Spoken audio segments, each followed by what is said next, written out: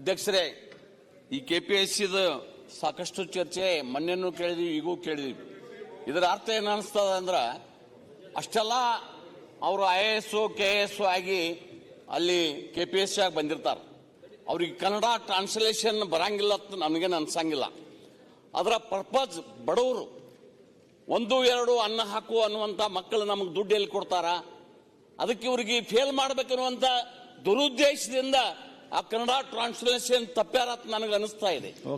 ಮುಖ್ಯಮಂತ್ರಿಗಳು ಹೇಳಿದ್ರು, ಆ KPSC ಸ್ವಾಯತ್ತ ಸಂಸ್ಥೆ ನಮಗೇನ್ ಮಾಡಕ್ ಬರಂಗಿಲ್ಲ ಅಂತ ಹೇಳಿದ್ರು. ಇರ್ಲಿ, ಈ ಕಾನೂನನ್ನು ಕೈಯಾಗಿ ತಗೊಳಕ್ ಬರ್ತದೆ ನಮ್? ಈಗ ಒಬ್ಬ ಮುಖ್ಯಮಂತ್ರಿ ಆಗ್ಲಿ ಅಥವಾ ಜಡ್ಜ್ ಆಗ್ಲಿ ಕೊಲೆ ಮಾಡಕ್ ಬರ್ತದನೋ? ಕೊಲೆ ಮಾಡಿದ್ರ ಅದು ಕಾನೂನು ಬಾಹಿರನಲ್ಲ. ಇವರು KPSC ಅವರು ಬರೇ ಒಂದು ಕೊಲೆ ಮಾಡಿಲ್ಲ, 7 ಕೋಟಿ ಕನ್ನಡಿಗರ ಭಾಷೆಯನ್ನ ಕೊಲೆ ಮಾಡಿದ್ದಾರೆ. ಅದಕ್ಕೆ ತಾವು ದಯಮಾಡಿ ಎಕ್ಸಾಮ್ ಕಂಡಕ್ಟ್ ಮಾಡ್ರಿ ಅನ್ನುವಂಥದ್ದನ್ನ ಬಡವರ ಪರ, ರೈತ ಮಕ್ಕಳು, ಕೂಲಿಕಾರ ಮಕ್ಕಳು, ದಲಿತ ಮಕ್ಕಳು, ಉತ್ತರ ಕರ್ನಾಟಕ ಈ ಕಡೆ ಹಳ್ಳಿ ಒಳಗ ಬಂದ ಕಷ್ಟಪಟ್ಟು ಎಕ್ಸಾಮ್ ಬರೆದಿರ್ತಾರೆ. ತಮ್ಮ ತಾಯಿ ತಂದೆಯನ್ನ ಉಪ್ಪಿನ ಕಾಲಕ್ಕೆ ಸಾಕ್ಬೇಕನ್ನುವಂತ ದೃಷ್ಟಿಯೊಳಗ ಅವ್ರಿಗೆ ಅನ್ಯಾಯ ಮಾಡಬೇಡ್ರಿ, ಇನ್ನೊಮ್ಮೆ ರೀಕಂಡಕ್ಟ್ ಮಾಡ್ರಿ ಅನ್ನುವಂತ ಆಗ್ರಹವನ್ನ ಮಾಡ್ತಾನೆ. 59 ನೀವು ಎಕ್ಸಾಮ್ ಮಾಡ್ಯಾರಿ, 71 ತಪ್ಪು ಮಾಡಿದಾಗ ಎಕ್ಸಾಮ್ ಮಾಡಕ್ ಯಾಕೆ ಬರಂಗಿಲ್ಲ? ಇದಕ್ಕೂ ತಾವು ಮನಸ್ಸು ಮಾಡ್ರ ಎಕ್ಸಾಮ್ ಕಂಡಕ್ಟ್ ಮಾಡಕ್ ಬರ್ತದೆ. ದಯಮಾಡಿ ಎಲ್ಲ ಬಡ ವಿದ್ಯಾರ್ಥಿಗಳ ಪರವಾಗಿ ನಾನು ಕಳಕಳಿಯಿಂದ ತಮ್ಮ ಕೈ ಮುಗಿದು ವಿನಂತಿ ಮಾಡ್ಕೋತೀನಿ, 3ನೇ ಬಾರಿ ಎಕ್ಸಾಮ್ ಕಂಡಕ್ಟ್ ಮಾಡಿ. ಮಾನ್ಯ ಮುಖ್ಯಮಂತ್ರಿ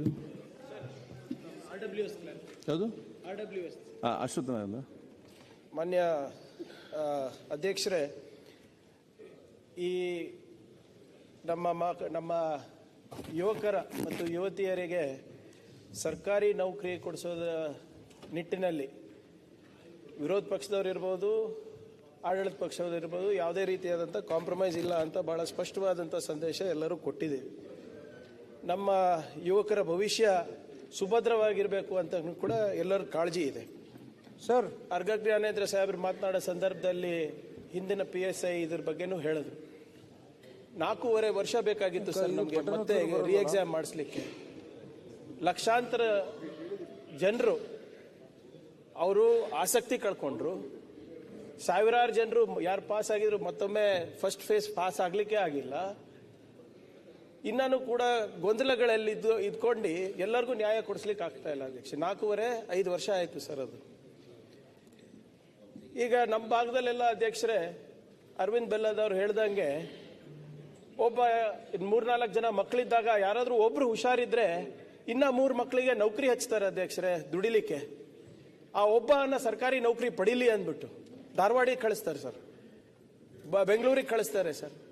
ದಾಸೋಹ ಎಲ್ಲಿರ್ತವೆ ಅಲ್ಲಿ ಅವರು ಉಚಿತವಾಗಿ ಊಟ ಮಾಡ್ಕೊಂಡು ಬರ್ತಾರೆ.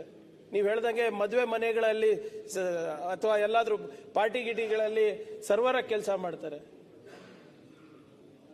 ಇದನ್ನೆಲ್ಲ ನಾವು ಗಮನಕ್ಕೆ ಇಟ್ಕೊಂಡು KPSC ರಿಫಾರ್ಮ್ಸ್ ಅವಾಗಲೂ ಸಜೆಸ್ಟ್ ಮಾಡಿದ್ದೆ ಸರ್, ಈಗಲೂ ಸಜೆಸ್ಟ್ ಮಾಡಿದ್ದೆ. ತಪ್ಪು ಸಂದೇಶ ಹೋಗೋದು ಬೇಡ ಅಧ್ಯಕ್ಷರೇ.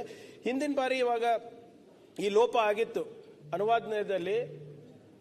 ನಾನೇ ಎಲ್ಲ 22 ಅಂಶಗಳನ್ನ ನಾನು ಮಾನ್ಯ ಮುಖ್ಯಮಂತ್ರಿಗಳ ಗಮನಕ್ಕೆ ತಂದು ರವಿವಾರ ಮಾನ್ಯ ಮುಖ್ಯಮಂತ್ರಿಗಳು KPSC ಮತ್ತೆ ಅವರ ಸದಸ್ಯರಿಗೆಲ್ಲ ಕರೆಸಿ ಇದು ಇಂಥ ಲೋಪಗಳಾಗಿದೆ, ಇದು ತಪ್ಪು ಸಂದೇಶ ಕಳಿಸ್ತಾ ಇದೆ, ತಾವು ಮಾಡ್ತಾ ಇರೋದು ತಪ್ಪಿದೆ, ಮರುಪರೀಕ್ಷೆ ಮಾಡುವ ಸಲಹೆ ನೀಡಿದ ಮೇಲೆ ಅವರು ಮುಂದಾಗಿದ್ದು. ಅದಾದ್ಮೇಲೆ ಮತ್ತೊಮ್ಮೆ ಈ ತಪ್ಪುಗಳಾಗಿದೆ. ಮಾತು ಬರೇ ಪ್ರಶ್ನೆ ಇರೋದು ಬರೇ ಕನ್ನಡ ಭಾಷೆದಲ್ಲ. ಲಕ್ಷಾಂತರ ಜನ ಯುವಕರು ಏನಿವತ್ತು ಪ್ರಾಮಾಣಿಕವಾಗಿ ಸರ್ಕಾರ ಓದ್ಬಿಟ್ಟು ಸರ್, ಅವ್ರ ಇಡೀ ಕುಟುಂಬ ಆ ನಿಟ್ಟಿನಲ್ಲಿ ಕೆಲಸ ಮಾಡ್ತಾ ಇದ್ದಾರೆ ಇವತ್ತು.